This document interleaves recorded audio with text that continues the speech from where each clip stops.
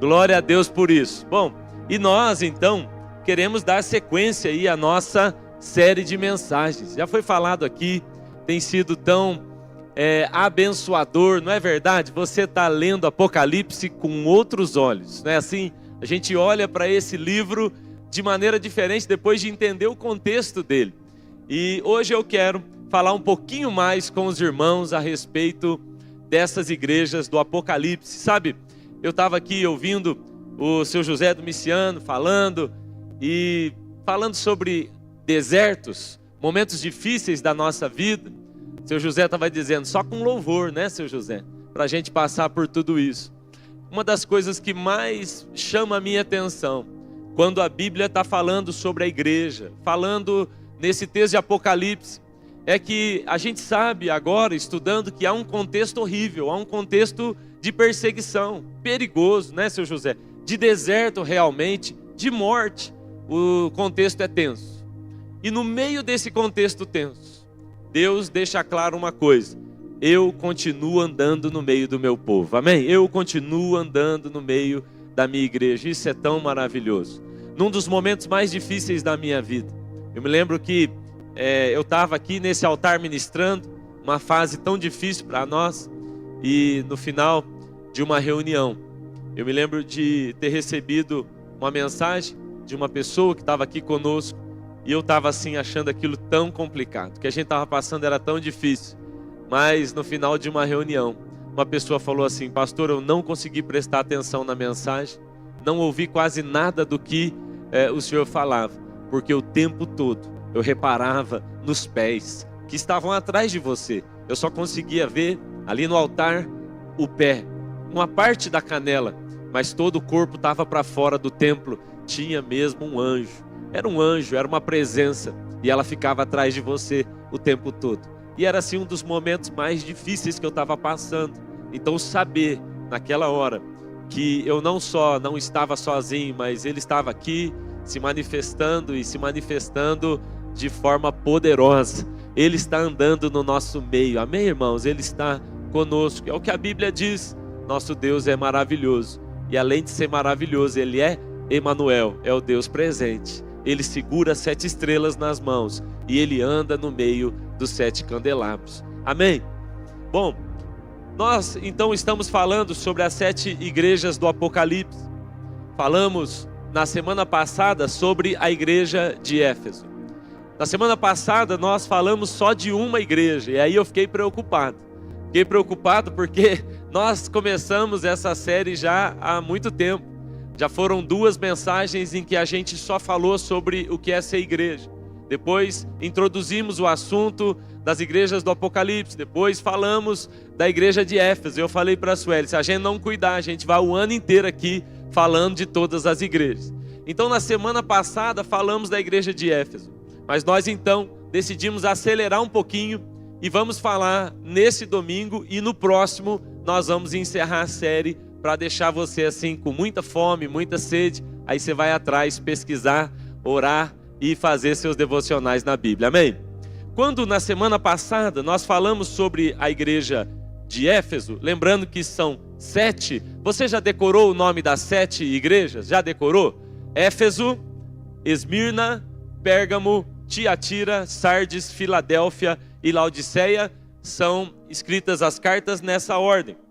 Quando nós falamos na semana passada sobre a igreja de Éfeso, eu quero só te lembrar de uma coisa. Nós demos algumas ênfases, mas eu quero só te lembrar de uma coisa a respeito da igreja de Éfeso. Éfeso foi super criticada, ela também foi elogiada, mas ela foi super criticada, porque apesar dela ter uma boa teologia, apesar dela ter uma boa intenção, e apesar dela ter uma boa agenda lá naquela cidade, aquela igreja perdeu o primeiro amor. Você se lembra disso? Então o que o Senhor está falando com aquela igreja é o que Ele está falando com a gente. Não vai adiantar a gente continuar com as nossas programações e ter uma teologia e a gente se orgulhar em dizer: nós não vivemos certas coisas que a gente vê em outros lugares. Nossa igreja não é assim, nós não somos assim. Mas se mesmo praticando, mesmo tendo uma boa teologia, a nossa vida prática não for uma vida de paixão e de fogo, nós também vamos precisar da correção do Senhor na nossa vida, amém? Então não é só sobre ter uma boa informação, uma boa pregação ou uma boa teologia.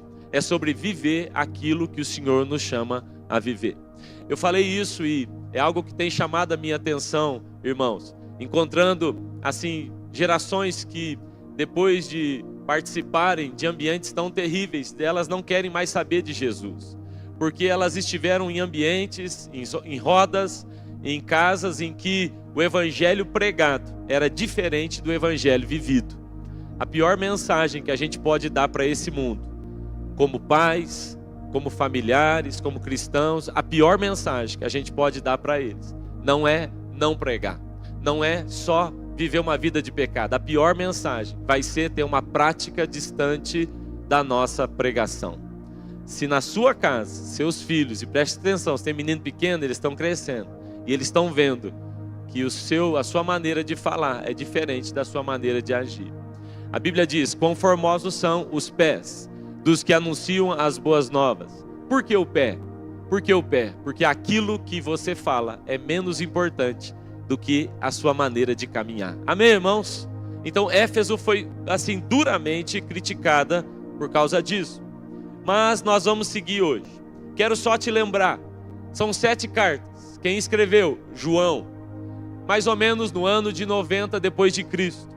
Essas cartas foram escritas de dentro de uma ilha, lá de uma ilha chamada Patmos. Ele está escrevendo e tentando mandar essas cartinhas para ver se chega ali no pessoal. E elas vão chegando, Deus fez com que elas chegassem. As cartas seguem um padrão. Elas começam falando sobre um destinatário. Você pode perceber, sempre assim, ao anjo da igreja de Éfeso. E depois ela dá também um remetente. Diz aquele que é o Amém, diz aquele que foi morto, mas está vivo. Ele dá o destinatário, ele também dá o remetente. E em seguida, ele vai dar um diagnóstico daquela igreja. Vai dizer o que ela precisa ser corrigida. E por fim, ele termina com uma promessa. E sempre ele vai repetir, nas 7 cartas, conheço as suas obras. Diga para quem está do seu lado, ele conhece as suas obras. E por último, ele repete 7 vezes também, ao que vencer. Então o Senhor está junto conosco, e Ele não só está conosco, mas Ele está junto conosco assim, nos preparando, nos treinando para que a gente vença junto com Ele. Por 7 vezes as cartas repetem, eu conheço as suas obras, eu sei tudo sobre você. Mas por 7 vezes Ele também nos incentiva ao que vencer. Vai haver uma recompensa poderosa. Amém? Bom, eu até compartilhei nos nossos grupos, é importante que você tenha essa visão panorâmica. Há um resumo dessas cartas. Das 7 cartas, das 7 igrejas, nós temos 2 delas que só foram elogiadas. Esmirna e Filadélfia. Elas não recebem nenhuma crítica. A igreja de Esmirna e a igreja de Filadélfia só tem elogios. Nós temos 4 igrejas que elas têm elogios e críticas. Então você encontra Éfeso, elogiada e criticada. Pérgamo, Tiatira e Sardes foram elogiadas e também foram criticadas. E nós temos uma igreja que foi só criticada, que é a igreja de Laodiceia. Por que eu estou falando isso para você? Porque nós vamos separar. Nós vamos separar hoje, e hoje nós falaremos de 3 igrejas. Quais igrejas nós vamos falar hoje? Falaremos de 3 igrejas, Esmirna, Filadélfia e Laodiceia. Nós vamos falar das 2 igrejas que só foram elogiadas e vamos também falar da igreja que só foi criticada. Éfeso, nós já falamos semana passada. E hoje então, Esmirna, Filadélfia e Laodiceia. Semana que vem nós vamos falar de Pérgamo, Tiatira e Sardes. Amém? Vamos começar então, eu quero que você preste atenção. A gente sempre está trazendo para os irmãos, antes de mais nada, um pano de fundo. Então, abra a sua Bíblia comigo, em Apocalipse. Vamos lá, vamos ler um pouquinho. Eu não vou ler tudo com você, porque o texto é longo e eu quero me ater a algumas ênfases que o Espírito vem colocando em nosso coração. Então, eu quero ler então com os irmãos um pouquinho do que Deus fala à igreja de Esmirna, Filadélfia e Laodiceia. E o restante eu vou citando e você vai acompanhando na sua Bíblia. Bíblia do que mesmo? De papel. De papel, irmão? Tá com a Bíblia de papel? Quem tá com a Bíblia de papel na mão, levanta, dá um glória a Deus. Se você não pode comprar uma Bíblia de papel, nós vamos te dar uma Bíblia evangelística e vamos te dar uma Bíblia se você não pode comprar, mas traga a sua Bíblia de papel. Vamos lá, Apocalipse capítulo 2. Ele vai falar então, lá no verso 8, sobre a igreja de Esmirna. Vamos ler um pedacinho aqui do que ele fala. Então veja só, começa sempre com um destinatário. Ao anjo da igreja de Esmirna escreve. Quem é que escreve? O remetente. Estas coisas diz o primeiro e o último, o que estava morto e agora o que vive. Eu conheço as suas obras. Olha só, ele vai repetir sempre. Conheço as suas obras e a sua tribulação. E conheço a tua pobreza, mas tu és rico. E eu conheço a blasfêmia dos que dizem que são judeus e não são, os que são da sinagoga de Satanás. Bom, só uma parte aqui sobre Esmirna. Agora, vamos ler um pouquinho também sobre a igreja de Filadélfia. Vira aí a folha da sua Bíblia um pouquinho para frente, capítulo 3. Capítulo 3, então, lá no verso 7, ele vai falar um pouquinho da igreja de Filadélfia. Capítulo 3, verso 7.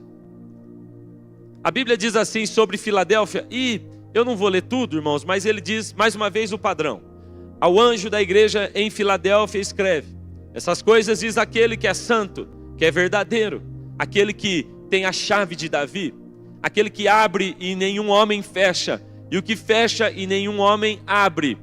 Eu conheço as suas obras, e eis que tenho posto diante de ti uma porta aberta que nenhum homem pode fechá-la, porque tens uma pequena força e tens guardado a minha palavra e não negastes o meu nome. Amém? Essa é a igreja de Filadélfia. Vamos agora para a igreja de Laodiceia.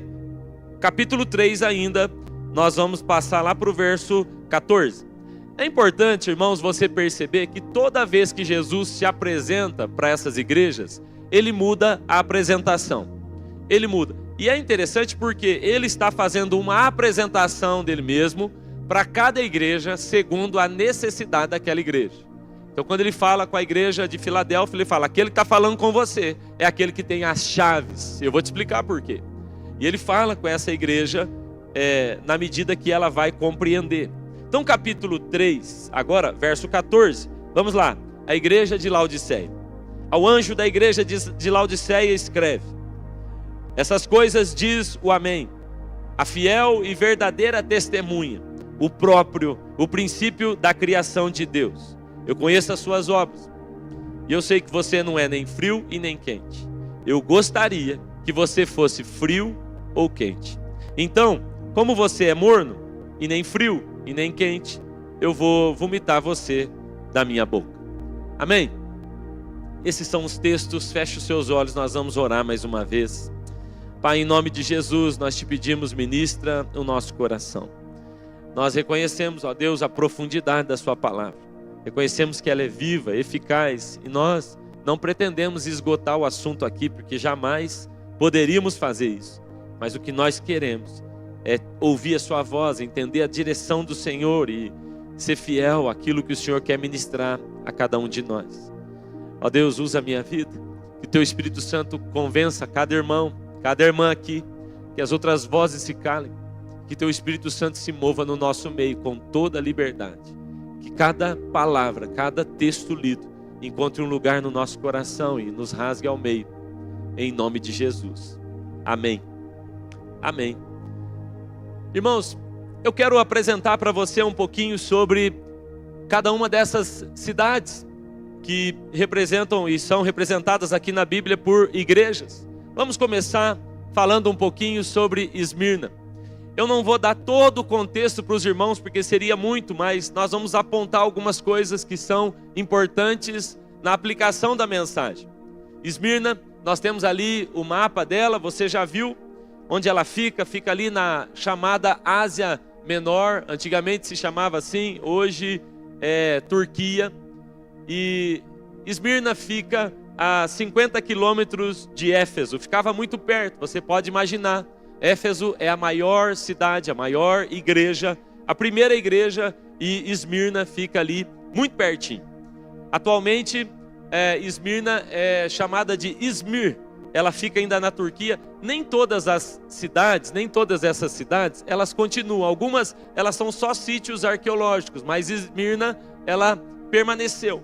E ela fica nessa cidade chamada hoje, atualmente, Izmir. E ela é uma cidade muito, muito bonita, uma cidade portuária. E ela teve assim, hoje ainda ela é a terceira maior cidade do país, lá da Turquia. Ela só perde então para Istambul e também para Ankara. Essa cidade, você pode ver, tem também, além do sítio arqueológico que você tem lá, dá para ver, a gente tem algumas imagens dessa cidade hoje, uma cidade muito bonita, olha lá, muito moderna na Turquia. Interessante que Esmirna, ela tinha uma rivalidade com a igreja de Éfeso. Elas disputavam para ver quem seria a maior. E Esmirna foi considerada a cidade mais bela e chamada também de flor e coroa da Ásia. Agora, Esmirna também sofre muito, a igreja de Esmirna sofre muito porque nesse lugar foi estabelecido o culto ao imperador. Existem ainda algumas ruínas de templos levantados ali a César e a imperadores, e era obrigatório nesse lugar, nessa cidade, nessa igreja, era obrigatório, na igreja não, no ambiente, o culto ao imperador. E por isso eles tiveram tantos problemas nesse lugar. Uma coisa importante sobre Esmirna também, olha aí, tem uma ilustração do templo ao imperador César. Imagina só, irmãos, isso naquela época, desse tamanho, as pessoas tinham que ir para lá. Tem até uma afirmação de que de tempos em tempos, os habitantes eram convocados, todos eles precisavam vir. E eles tinham então que levantar incenso sobre uma pira que ficava acesa ali. Você já deve ter visto isso em Jogos Olímpicos. E eles tinham que jogar incenso ali e confessar diante de César que ele era Deus. Então, você imagina a briga que foi, a confusão que foi com irmãos, crentes da igreja de Esmirna, que batalhavam contra isso e diziam: não, nós não vamos nos curvar diante dessa imagem. Há uma história interessante, que é a história de um homem chamado Policarpo de Esmirna. Ele foi um mártir, esse homem tem uma imagem ali. Policarpo foi discípulo de João. É muito interessante essa história. Ele tinha 86 anos, um discípulo de João, alguém que fica responsável também pela igreja, e em determinado momento ele foi confrontado. Você precisa prestar culto ao imperador. Policarpo, então, isso está escrito em alguns textos de Tertuliano, e ele diz: eu não vou me curvar diante de nenhum outro Deus. Aos 86 anos, ele diz: por 86 anos eu tenho sido fiel ao meu Deus. Como eu poderia dar louvor e glória a outro que não seja ele? Então, esses escritos de Tertuliano são assim emocionantes, porque fala que esse homem simples, ele é levado para uma praça, eles amarram ele ali, ele tem 86 anos, diz a história que os seus discípulos falavam para ele: olha, se você estiver sofrendo muito, dê um sinal para nós, se estiver doendo muito, porque eles também queriam saber como que é morrer para Cristo, como que é morrer por Cristo, e dê um sinal para nós. E diz a história que então Policarpo foi amarrado em praça pública, colocado diante de uma fogueira, e eles acenderam o fogo, e eles estavam ali todos esperando o sinal dele de dor, e ele canta louvores até morrer. Ele morreu cantando louvores ao Senhor, dizendo: eu não vou me curvar a mais ninguém. Essa é a igreja de Jesus, amém? Lá também em Esmirna, isso acontece, ele é conhecido como Policarpo de Esmirna. Lá em Esmirna também havia, naquele lugar, uma celebração dos Jogos Olímpicos. Por que é tão importante você saber de algumas coisas? Você vai entender então, porque ali era um centro de Jogos Olímpicos, não tão forte quanto Atenas, mas que ali também tinha. Você deve se lembrar que nos Jogos Olímpicos, quando alguém ganhava a competição, o que ele recebia não era uma medalha, era uma coroa de louros. Vocês já viram isso? Uma coroazinha assim de uma planta. Então era colocado na cabeça do vencedor, e é por isso que em Esmirna A palavra de Jesus para a igreja é: ao vencedor eu darei a coroa da vida. Entende? Porque eles tinham isso, no contexto era muito claro: quem ganha recebe coroa. E Deus está dizendo: eu tenho uma coroa para você, eu tenho a coroa para Policarpo, eu tenho uma coroa para o meu povo. Amém, irmãos? Sobre Esmirna, vamos lá. Vamos falar um pouquinho sobre Filadélfia. Importante a gente lembrar que Esmirna não foi criticada por nada, só foi elogiada. A igreja de Filadélfia também é uma igreja que só foi elogiada. Nós temos ali também algumas imagens no mapa, você vai ver a igreja de Filadélfia. Também você pode ver fotos, olha lá ela lá, ó, no meio das 7 igrejas, fotos de um sítio arqueológico também, e a sua localização hoje na Turquia, dá para a gente ver no mapa. E olha lá, Aleshehir, essa cidade é onde agora se localiza o sítio arqueológico da igreja de Filadélfia, outra cidade linda. E ela foi a última igreja a ser plantada, então ela era a menor igreja. Você tinha, por um lado, a igreja mais pobre, que era a igreja de Esmirna. Apesar da cidade ser rica, a igreja de Esmirna era a igreja mais pobre. E por outro lado, você tem a igreja de Filadélfia, mais novinha, e era então a igreja mais fraca. E você vai ver isso nas falas de Jesus com a sua igreja. E também porque ela era a última igreja, talvez ela foi a igreja que sofreu menos e menores perseguições. A gente tem esse nome, o nome Filadélfia, porque havia um rei chamado Eumenes, e esse rei, ele tinha um irmão que também foi um governador, e esse irmão dele morreu, e ele amava tanto esse seu irmão chamado Átalo, que ele resolveu assim homenagear o seu irmão, e ele dá o nome dessa cidade, a cidade de Filadélfia, que significa amor fraternal, ou amor para o seu irmão. Então o nome Filadélfia é mesmo porque esse rei que funda essa cidade, ele quer homenagear o seu irmão. Uma coisa importante sobre a igreja de Filadélfia é que ela ficava numa posição estratégica. Ela ficava na principal rota do correio imperial, que saía de Roma para o Oriente.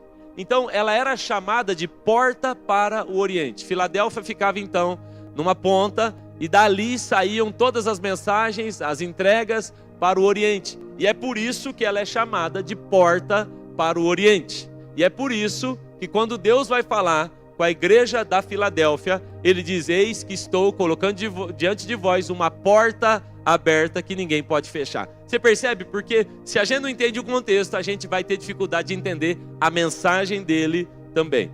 Uma coisa importante sobre a igreja de Filadélfia é que na Ásia Menor haviam muitos terremotos. Todas essas igrejas sofreram com muitos terremotos. Por isso que os sítios arqueológicos também, eles são sítios que todos eles foram construídos e reconstruídos, porque havia muito terremoto. Mas a igreja de Filadélfia foi a que mais sofreu com os terremotos. Por isso também o sítio arqueológico lá é tão pequenininho. E eu fiquei pensando que essa igreja que chama Amor Fraternal, essa cidade que tem como nome o amor entre os irmãos, foi a que mais sofreu tremores. Talvez seja algo profético. Talvez seja por isso que a nossa relação, nossos relacionamentos como igreja, como família, sofram tantos terremotos, porque Satanás quer mesmo destruir essa relação entre os irmãos. Amém, irmãos? Vamos agora falar de Laodiceia. Vamos lá. Laodiceia, essa era uma cidade muito, muito bonita. Você vai ver também o mapa, você encontra ali a sua localização da época, e a localização hoje também, ela fica muito próxima a uma grande cidade da Turquia. O nome Laodiceia, essa cidade tinha um outro nome, e ela era um grande centro de adoração a Zeus. Mas o nome Laodiceia foi mudado assim, porque havia um rei, e a sua esposa, o rei Seleucida, ele tinha uma esposa que se chamava Laodice, e a Laodice amou aquela cidade. E ela disse: eu quero essa cidade para mim. Então o rei foi lá e ele fez acordos com aquelas pessoas. Falou: olha, se vocês me deixarem colocar o nome dessa cidade, o nome da minha esposa, porque ela quer demais essa cidade, eu vou promover essa cidade. Eu vou trazer para cá negócios. Eu vou fazer essa cidade prosperar. E é por isso que essa cidade é a cidade mais rica. É a cidade mais próspera. Porque o rei queria dar aquela cidade para sua esposa. Então o nome Laodiceia é por causa da sua esposa, a Laodice. E você vai ver então que Laodiceia se transforma no maior centro comercial de toda a Ásia. Por exemplo, Éfeso, que é a maior cidade, ela tinha 2 avenidas comerciais. E Laodiceia, que não é tão grande, tem 4 avenidas comerciais. E você vai ver então que a mensagem de Jesus para a igreja de Laodiceia tem tudo a ver com comércio, com riqueza e com algumas coisas que haviam naquela cidade. Por exemplo, aqui em Laodiceia foi estabelecido um lugar, um hospital, a gente pode chamar assim, um grande centro de medicina. E ali em Laodiceia tinha-se então o maior centro de toda a Ásia oftalmológico. Havia em Laodiceia o maior centro oftalmológico de toda a Ásia. Havia em Laodiceia a maior indústria têxtil de toda a Ásia. Era em Laodiceia que era produzida a lã negra. Então, assim como hoje, quando vai falar de moda, fala de Milão, fala de Paris, fala de Nova York, naquela época, para falar de moda, tinha que falar de Laodiceia. Então, quando se falava de óleos, falava de Laodiceia. Quando falava de moda, falava de Laodiceia. Quando falava de bancos e riquezas, falava de Laodiceia. É por isso que a mensagem de Jesus para aquela igreja é: você é pobre, você é cega e você está nu. Você entende isso? Esse é o contexto dessa cidade. Agora, há algo muito interessante sobre Laodiceia. Ela ficava entre 2 cidades. Entre Laodiceia, no meio, Laodiceia ficava no meio. 8 quilômetros para cá fica a cidade de Colossos. E 8 quilômetros para lá fica a cidade de Hierápolis. Também elas tinham igrejas. Mas o que é interessante, a cidade de Hierápolis, ela era conhecida por ter águas minerais geladas e refrescantes. E a cidade de Colosso era conhecida por ter águas termais muito quentes e que traziam cura, eram águas medicinais. Então você tem de um lado uma cidade que produz uma água super gelada, refrescante, de outro lado uma cidade que produz uma água super quente, termal e medicinal, e no meio você tem uma cidade que Jesus fala com ela: você é morna e eu vou te vomitar. Quem está entendendo, irmãos? Vocês estão entendendo? Ok. Então agora que você já entendeu um pouco do contexto, eu estou acelerando, estou igual na mensagem do WhatsApp 2.0, né? Aquilo lá. Mas é porque eu quero chegar nesse ponto aqui com os irmãos, que é o ponto da mensagem de Jesus com as igrejas. Eu quero então encontrar aqui junto com os irmãos um ponto na mensagem de Jesus para Esmirna, um ponto na mensagem de Jesus para Filadélfia e um ponto na mensagem de Jesus para a igreja de Laodiceia. Vocês estão comigo? Amém? Quem está acordado aí, diga amém. Amém. Então vamos lá. Bom, a igreja de Esmirna é a igreja que não foi criticada. Ela só foi elogiada. E ela foi elogiada, irmãos, por alguns aspectos, e especialmente porque ela suportou grande sofrimento e perseguição.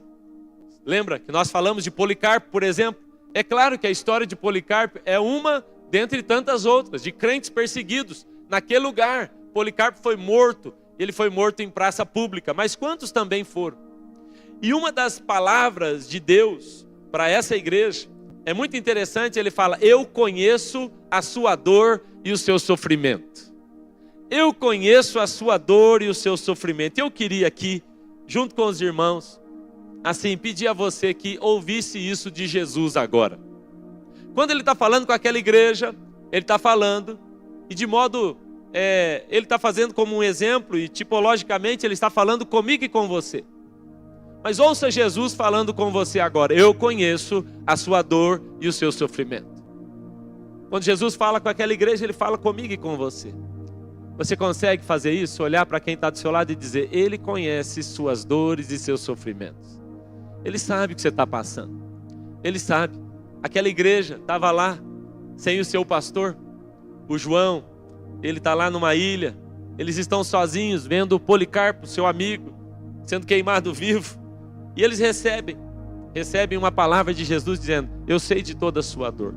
Irmão, eu não sei como você entrou, você veio por um convite, você está ouvindo essa mensagem pelo YouTube, depois você vai acompanhar isso, e eu quero reafirmar algo. Jesus conhece suas dores e seus sofrimentos. Ele sabe bem como está o seu coração agora. Ele sabe daquilo que tem te deixado ansioso, preocupado, aquilo que tem tentado roubar a sua paz. Quando ele fala com essa igreja, ele está falando com uma igreja que está num ambiente super tenso, mas ele deixa claro: eu sei o que você está passando, eu sei o que você vem vivendo, e eu estou andando no meio dessa igreja.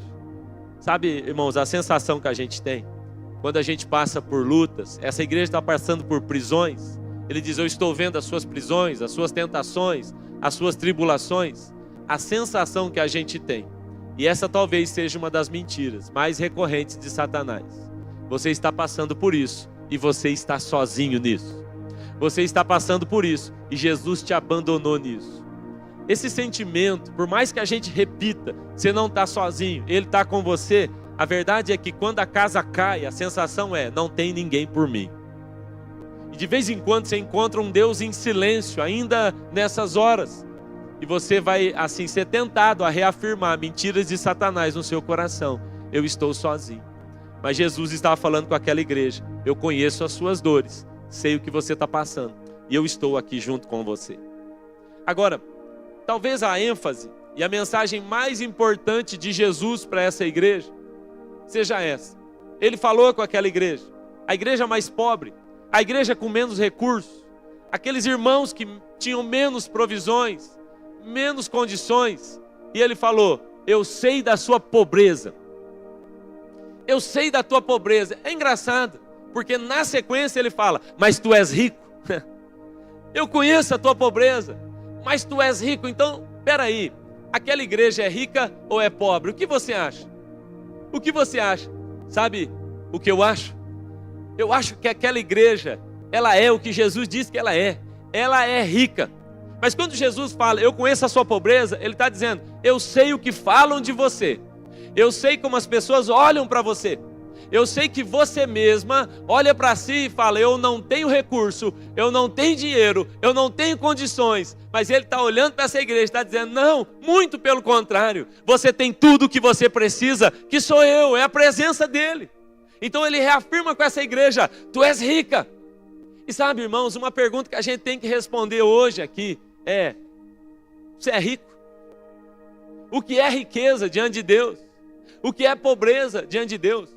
Provérbios capítulo 13, verso 7 diz assim: uns se dizem pobres, tendo grandes riquezas, e outros se dizem ricos, não tendo recurso algum. Então, o autor de Provérbios, ele vai dizer para nós: a gente corre o risco de entrar nessa crise e acreditar mesmo, porque pela comparação ou pela avaliação das pessoas, acreditar que eu sou pobre, acreditar que eu não tenho nada. Irmãos, existem coisas que têm preço e existem coisas que têm valor. Guarde isso no seu coração. Para Satanás tudo tem preço, porque ele é comerciante, e para um comerciante o que importa é preço. Satanás, ele põe preço nas coisas. Mas sabe, irmãos, Deus nos deu valor. Guarde isso no seu coração. Então ele está falando com aquela igreja que fala: eu não tenho nada, eu sou pobre, olha só a minha condição. E ele diz: não, você acha que é pobre, mas na verdade você é muito, muito rica. Porque quem tem Jesus tem tudo. Amém, irmãos? Nós já temos a pérola de maior valor. E para essa igreja, é interessante que para essa igreja ele termina dizendo: sabe, você permanece fiel e eu vou te dar a coroa da vida. Como eu disse, ele vai falar agora de coroa, porque é o símbolo que aquela igreja entende de recompensa. Sabe, quando alguém sobe ali no pódio, é o primeiro lugar, e eu coloco ali, então, são colocadas as coroas naquelas pessoas. Ele está dizendo: vocês receberão uma coroa. Parece que vocês estão perdendo, parece que estão em último lugar, parece que porque estão sendo atacados, porque estão morrendo, parece que vocês estão perdendo. Eu vou te dar uma coroa, que o mundo não pode dar, é a coroa da vida. Sabe o que Deus está fazendo com essa igreja? Está ajudando eles a colocarem as lentes da eternidade. Irmãos, não há maneira mais triste de viver o evangelho do que vivê-lo na expectativa e na perspectiva natural e passageira. Paulo, quando fala isso, ele diz assim, ele vai falar que, olha, se a nossa esperança está apenas nessa vida, nós somos os mais infelizes de todos os homens. Então, quando Deus fala com aquela igreja, Ele fala, olha, coloque as lentes da eternidade, foque naquilo que eu vou te dar, eu tenho uma coroa para você. Coloque as lentes da eternidade. Irmãos, quando a gente coloca essas lentes, a gente começa a se lembrar da recompensa eterna que Deus tem para nós. Então, algumas coisas perdem o valor e outras passam a ter um valor muito grande. Você já colocou as lentes da eternidade sobre você? Eu quero orar nessa noite para que você coloque essas lentes, para que você comece a dar valor àquilo que de fato importa, aquilo que de verdade tem valor, irmão, aquilo que vai conosco para a eternidade. Talvez nós vamos encontrar irmãos aqui nessa terra, como essa igreja que foi assim, considerada muito pobre, mas que lá no céu vai receber uma coroa da vida maravilhosa, e eu quero estar entre essas pessoas, amém? Então não importa muito o que o mundo pensa de nós, não importa muito se você, no seu nicho, no seu comércio, nos negócios, se você é maior ou menor que o outro, o que importa mesmo é se lá no céu te aguarda uma coroa e uma coroa eterna. Para de sofrer por coisas que são passageiras. Para de chorar por coisas que não têm valor lá. Para de dedicar sua vida por coisas que não vão ter valor eterno. Por favor, viva com as lentes da eternidade. Amém, irmãos? Glória a Deus por isso. Essa é a palavra de Deus para a igreja de Esmirna. Mas agora, ele tem uma palavra para a igreja de Filadélfia. Interessante, porque Filadélfia é a menor igreja. É a mais nova, é a menor, é a pequenininha. E agora, ele vai falar com essa igreja. É muito interessante, porque ele se apresenta falando assim com ela. Lembra que Filadélfia é a igreja, é a cidade que está à porta do Oriente. É dali que saíam as cargas, é dali que saíam as encomendas e iam por todo o Oriente. Ela era conhecida como porta para o Oriente. Então, quando Jesus se apresenta para essa igreja, ele diz, ei, eu sou aquele que tem a chave de Davi.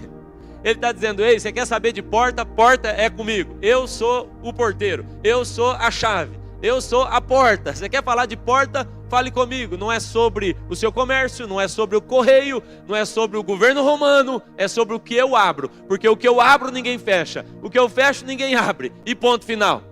Então, quando Jesus vai falar com essa igreja, que está olhando para todos os lados e vendo portas fechadas, e está vendo a situação ser muito complicada, ele diz, fique tranquilo, quem tem a chave, quem abre porta, não é governo, não é o império, não é o STF, guarde isso, ei, quem faz isso sou eu, diz o Senhor.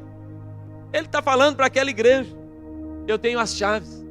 Não é interessante, irmãos, que Jesus, ele usa isso também, falando com Pedro, ele diz, Pedro, eu vou te dar as chaves, e o que você ligar nessa terra será ligado no céu, e o que desligar nessa terra vai ser desligado no céu.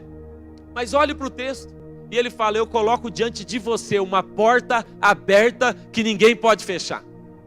Aquela igreja estava vendo tudo fechado, não tem saída, não tem solução. Quem aqui já se viu numa condição dessa? Eu tentei uma porta, não deu. Tentei de uma outra maneira, não deu. Tentei resolver o meu problema do meu jeito, fui para uma outra porta, nada. Quem aqui já se viu numa condição assim?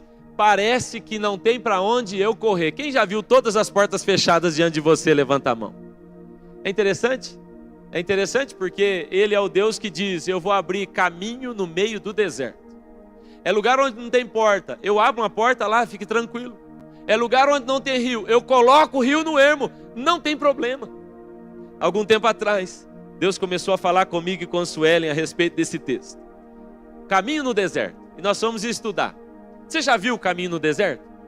Irmãos, quando você olha, pesquisa lá na internet, caminho no deserto. Você olha e não dá para ver caminho algum. A não ser que você tenha um guia muito bom, é tudo areia. Mas um guia bom, ele vai dizer, aqui tem um caminho. Você não enxerga, ele enxerga. Então, quando a profecia vem e diz, eu abrirei caminho no deserto, ele está dizendo, eu vou apontar um caminho que você não conseguiu enxergar. Estava lá o tempo todo, mas você não pode ver sem um guia, que é o Espírito Santo. E aí nós vimos, eu e Suelen, naquele período, várias situações na nossa vida, a gente dizia, bom, aqui encerrou. E aí, de repente, aparecia um caminho que a gente não enxergava. Várias vezes a gente se ligava dizendo, começava a conversa assim, caminho no deserto. Caminho no deserto. Olha, Deus resolveu a situação de um outro modo. A gente estabelecia, pode ser dessa forma, talvez resolva assim, talvez resolva assim. Nenhuma das formas era a forma que Deus fazia. Caminho no deserto. Porta onde não existe. Ouça bem, irmãos, existem portas que você não está enxergando. Existem caminhos que você não pode ver. Satanás vai dizer, encerrou. Nesse relacionamento, com esse menino, com essa família, acabou. Nesse negócio encerrou. E ele diz, eu estou abrindo uma porta onde não existia. Sabe, irmãos, Apocalipse 4 começa assim. Então eu vi uma janela e uma porta no céu. E eu ouvi ele me chamando, vem e entra, suba para cá e entra, porque eu vou te mostrar coisas novas que você nunca viu. Com essa igreja, ele fala, sabe, está parecendo que está tudo fechado.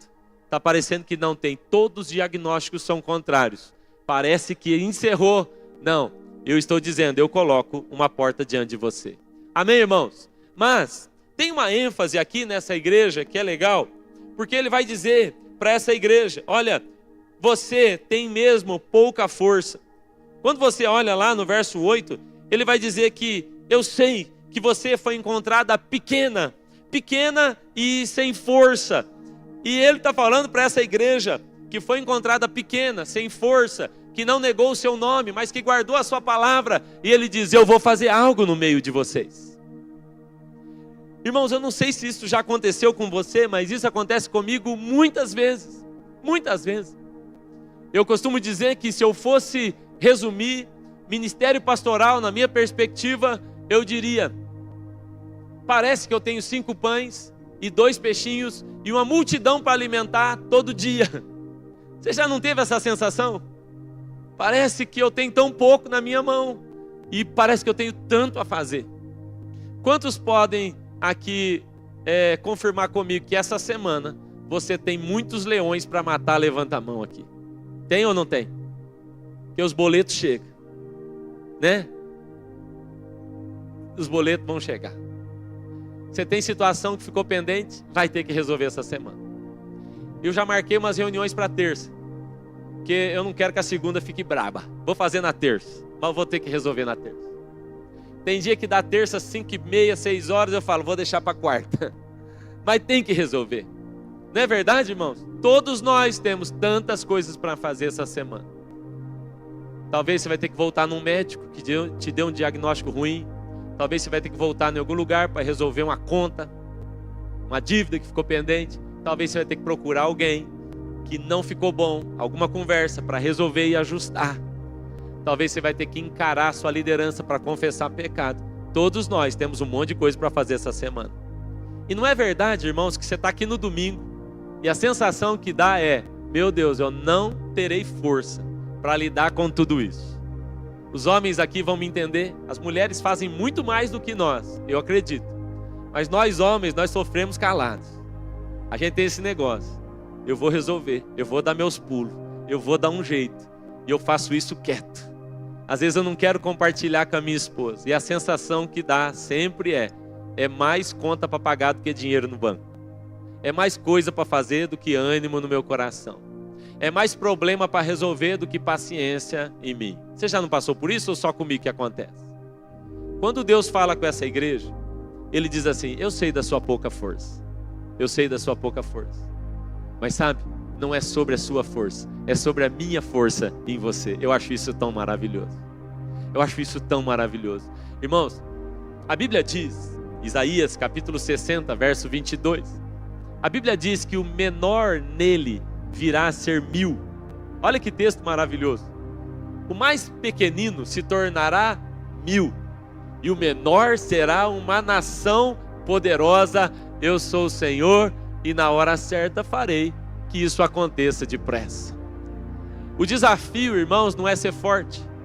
O desafio, irmãos, é a gente apresentar a nossa fraqueza para aquele que é forte, amém? O desafio não é tentar fazer tudo no nosso braço. O desafio é encontrar aquele que tem o braço forte, o Senhor dos Exércitos, e então me derramar e dizer a Ele da minha fraqueza e confessar que de fato eu sou fraca, como essa igreja de Filadélfia. É verdade, eu sou pequeno, eu sou fraco, eu não dou conta.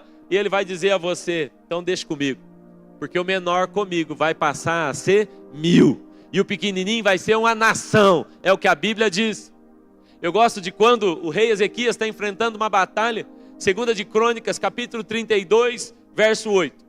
E ele vai falar, então, tem esse texto aqui, ele diz assim, olha, ele está animando o povo, ele diz, com eles está somente o poder humano, mas conosco está o nosso Deus para nos ajudar e para travar nossas batalhas. E a Bíblia diz, e o povo ganhou confiança com o que disse o rei Ezequias. Sabe, existe uma outra tradução que diz assim, com eles está somente o braço humano, mas conosco está o braço do Senhor. Diga para quem está do seu lado, o braço do Senhor. Irmão, você achou que o seu braço era forte, Batô? Mas não é não. Braço forte é o braço do Senhor, né, Xandro? Nem toda bomba vai poder deixar seu braço forte, igual o do Senhor. O Guilherme é forte. Os irmãos aqui é mais bomba aqui, viu, Guilherme? Ele é forte, irmão. Você pode ser fraco, que o poder de Deus se aperfeiçoa na nossa fraqueza. Amém, irmãos? Ele falou para aquela igreja, fica firme, persevere. E por último, nós vamos falar da igreja de Laodiceia. Irmãos, aqui tem um contraste e eu termino com essa igreja. Por um lado, você tem a igreja de Esmirna, a mais pobre. E ele diz, conheça a tua pobreza, mas você é rica. Por outro lado, você tem a igreja mais rica, de Laodiceia. E ele diz, você é miserável. É muito estranho. É irônico o que Deus faz com as igrejas. Você achou que era pobre. Não, você na verdade é rica, porque você tem os valores que eu acho que são preciosos. Mas agora quando ele fala com Laodiceia, a igreja que tem mais dinheiro, a igreja que tem mais comércio, a cidade mais poderosa, ele vai dizer, você é pobre. E aqui entra um conflito, porque essa igreja é criticada, ela é o contraponto de Esmirna, e agora ela é criticada dizendo, você é pobre. Mas não só isso, como eu disse aos irmãos, aquela cidade, ela se orgulhava de ser a cidade com maior produção têxtil da sua região. Não só a lã negra era uma delas, que era produzida e vendida por todo o Oriente, em toda a Ásia. Todo mundo queria aquela lã e ela era caríssima, só era produzida ali. Então eles tinham as roupas mais belas, as roupas mais caras. Não só a lã negra, mas de toda a indústria têxtil, era dali que saía. Tudo saía dali. E mais do que isso, eles tinham então também as clínicas oftalmológicas, era ali que a gente vinha, ia para lá para curar os olhos. Eles tinham um pó chamado pó frígio, e eles colocavam, vendiam como remédio, aquilo passava no olho e o povo ficava bom. E agora, para essa cidade, que cuida tanto e que se orgulha de ter centros oftalmológicos, então é dito, você é cega. Para essa cidade da indústria têxtil, ele está dizendo, você está nua.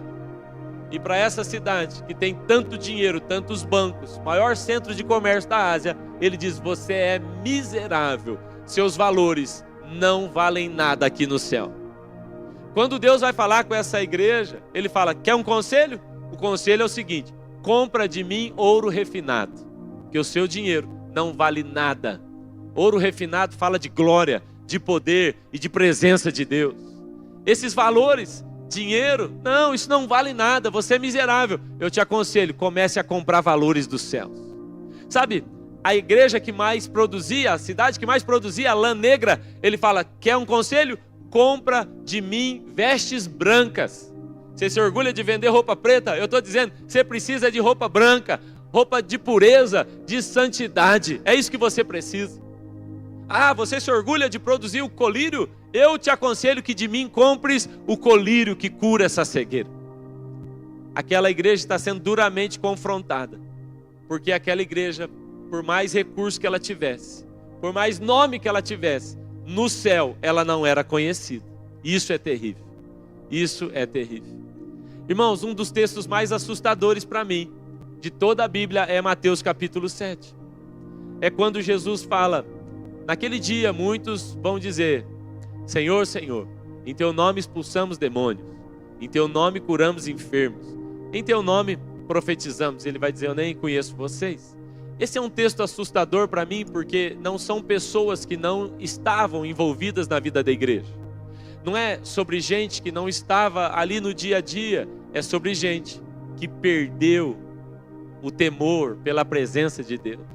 E passou a fazer coisas sem Ele, sem a sua aprovação, e não se preocupou com isso.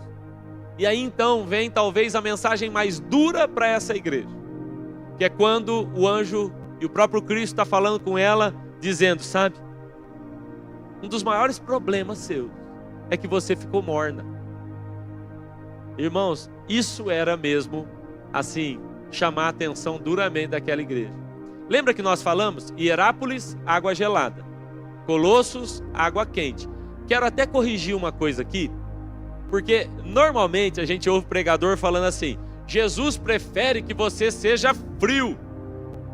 Então é importante a gente corrigir isso, porque parece assim, ó, a pessoa vai dizer, é melhor que você esteja no mundo, se drogando, do que você está mais ou menos com Jesus. Não, não é isso que Jesus falou não, o texto não diz isso. Se você entender um contexto, você vai perceber que ele nunca falou, prefiro que você fique no mundo, cheio de pecado, do que ficar aqui na igreja fingindo. Não, eu até acho melhor que você esteja aqui ouvindo, e pelo menos você está tendo a oportunidade de se ajustar.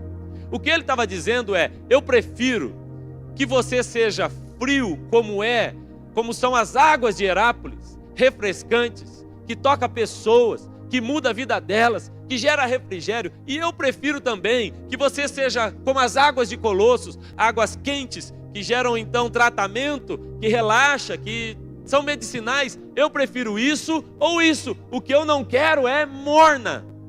Você entende? Ele nunca falou que era melhor estar no mundo do que estar vivendo mais ou menos. Mas a aplicação é a seguinte.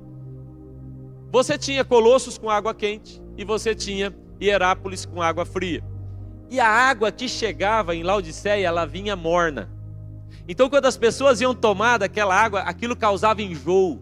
Então elas sabiam bem do que Jesus estava falando com elas.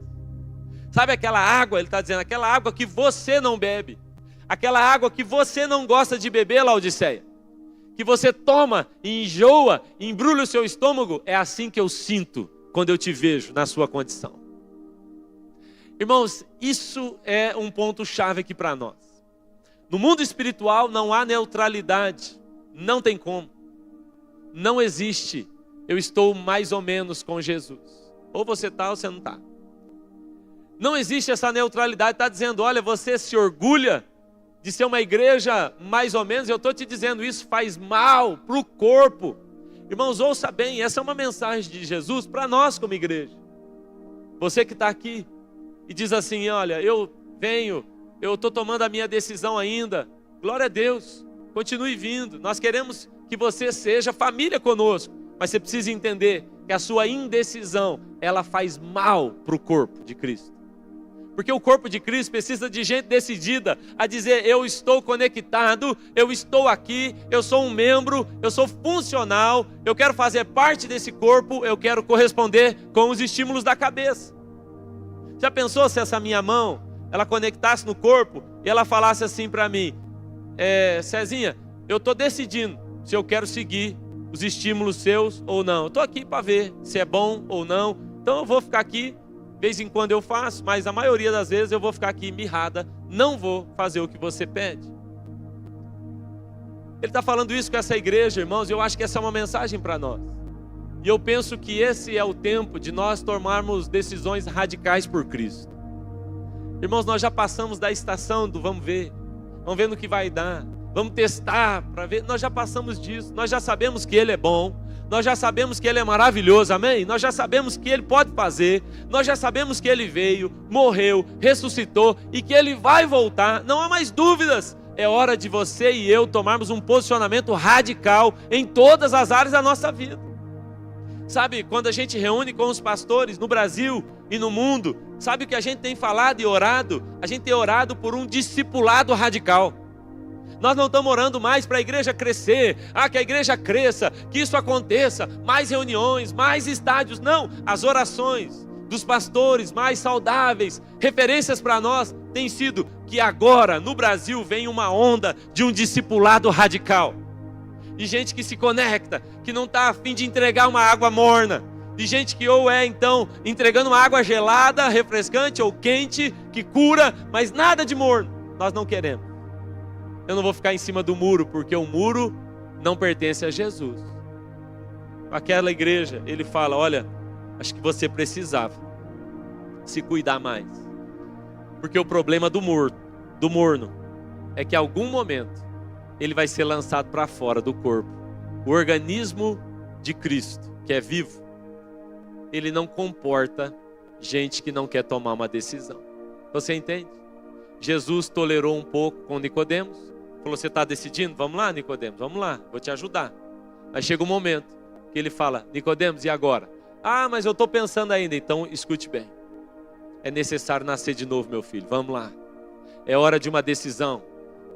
Quem não nascer do Espírito, então não pode ter parte comigo. Vamos lá, é a hora, chega. Está aqui na igreja um dia, tá bom, sai ali. Nós nunca sabemos. Tem vezes, irmãos, eu sinto assim vergonha. A pessoa fala assim, aquele lá é o meu pastor. Eu fico pensando, meu Deus do céu. Eu não sei se eu sou seu pastor não.